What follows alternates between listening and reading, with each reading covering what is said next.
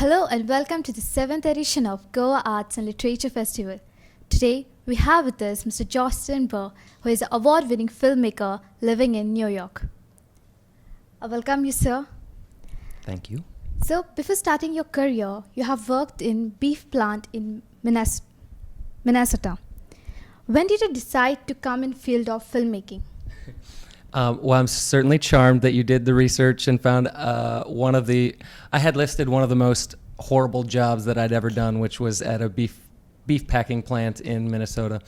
But I've had 100 other jobs too. I once worked at a Red Lobster as a dishwasher. I once worked as a waiter.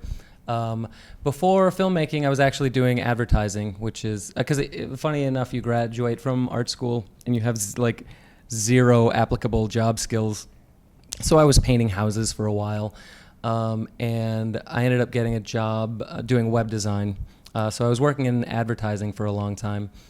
So, before starting your career into filmmaking, you worked at beef plant in Minnesota. When did you decide to come in the field of filmmaking?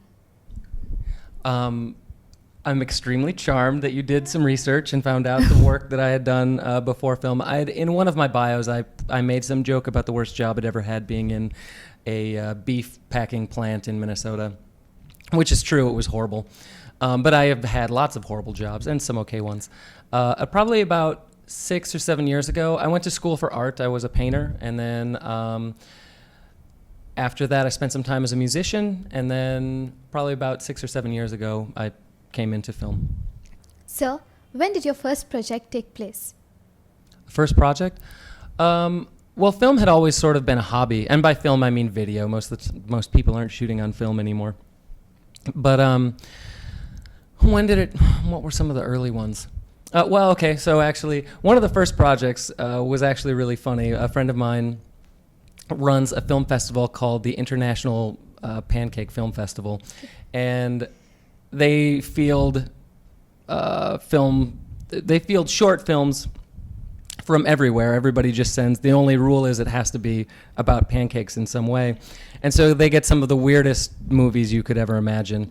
And it ends up in what they do is, instead of having it be in a theater, they're more connected to the art world rather than film festivals. So what they do is they go to different art galleries, and they just sit in the back and make pancakes for people to come in, watch these weird little movies, eat pancakes, and that's the whole thing. It lasts for an afternoon. It's actually really fun. So that was some of the first stuff I did. Okay.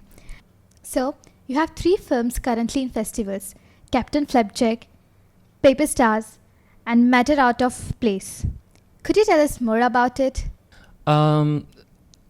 Okay, so Captain Flapjack is the one that I showed on Friday, and did you get a chance to see it? It was the weird pancake one.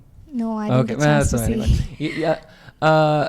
So that's the one. It's a short film. The trick about short films is there's not a whole lot of venue for it, because Netflix doesn't carry a lot of short films. You usually only see short films when you're watching a shorts, like a block of shorts. So you're watching like maybe 5 or 6 of them at a film festival. And not a lot of people are really going to film festivals to see these things. They're usually going to the multiplex to watch Avengers 9 or whatever it is, right?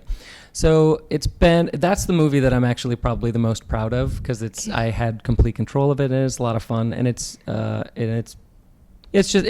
fun, weird movie. The other 2, one is a documentary. Paper Stars is a documentary. I don't know if that movie's ever going to see the light of day, which is kind of sad. It's a movie that I shot with my girlfriend and some other friends at Burning Man, probably 6 or 7 years ago. And the States has just a crazy idea for intellectual property rights, where this place Burning Man is probably worse than Disneyland, in that they think that they own everything that ever happens out there. So if you and I are having this conversation out at Burning Man, they would think that they own it and that you cannot air it or put it anywhere. So because of that, and because they have a lot of lawyers, I might never get to put that out. I still have to figure out how I can allow people to see this movie. And then the last one is sort of plagued with the same problem. It's sort of I used to describe it as kind of Oh, did you ever see the Tree of Life that Terrence Malick? Imagine if Terrence Malick had no money and he went to make a love story movie that took place at an arts festival. That was it was also at Burning Man, so it also has colossal legal problems. But it's starting, for better and for worse, these movies are starting to be seen. Okay. You're the proud recipient of the People's Choice Award from the International Pancake Film Festival. How do you feel about it? I feel lovely about it. I mean, everybody likes to get an award, Yeah. right? So, that award was for a movie I did called The Pancake Killer, and it was sort of a detective. I mean, it's a comedy. It's ridiculous, and it's fun. And it was nice that they like a lot of festivals, they have a little tear sheet, which thing you like best, and then everybody knows that's just a way to give out an award and make people feel nice. Okay. Which is what I guess we should all do. So, you have been to Goa Arts and Literature Festival.